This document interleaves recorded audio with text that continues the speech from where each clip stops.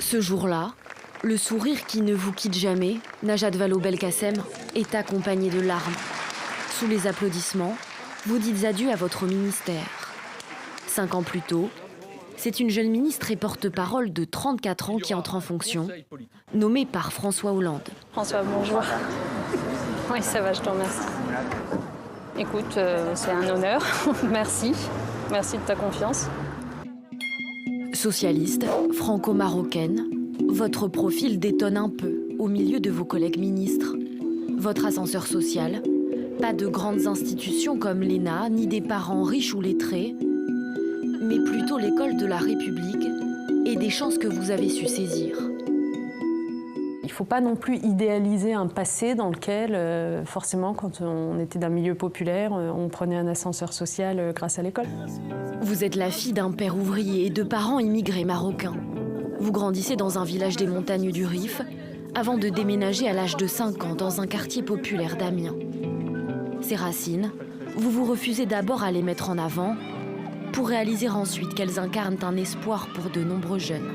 Ma mère a toujours eu l'habitude de me dire une phrase quand j'étais jeune que j'ai gardée, qui est « La vie a plus d'imagination que toi, ma fille ». Et c'est une leçon de vie que j'aimerais transmettre et partager avec beaucoup de jeunes à travers le monde qui parfois sont désespérés, ont l'impression de ne pas avoir de solution possible. Vous les assurez du contraire, Najat Vallaud-Belkacem, avec une carrière fulgurante. Juriste pendant quelques années, vous entrez en politique à 26 ans seulement. Lancé et accompagné par le maire de Lyon de l'époque, Gérard Collomb. Vous devenez dès l'âge de 30 ans porte-parole de grandes figures de la gauche, Ségolène Royal en 2007, puis François Hollande en 2012.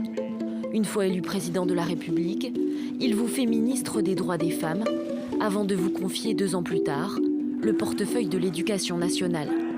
Vous êtes la première femme à occuper ce poste.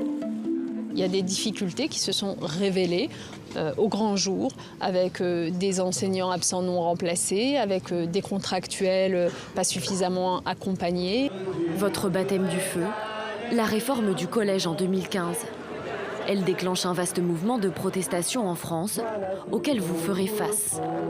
Stéréotypes de genre, inégalité, discrimination, ces causes, vous continuez aujourd'hui à les défendre dans le débat public, que vous n'hésitez pas à critiquer.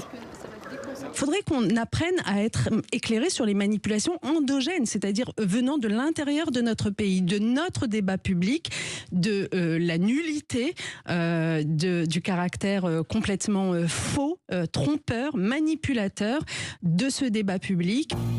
Et dans ce débat public, il y a le projet de loi sur l'immigration. En tant que présidente de France Terre d'Asile, Najat Vallaud-Belkacem, vous inquiète-t-il autant que la gauche, unie et vent debout contre ce texte?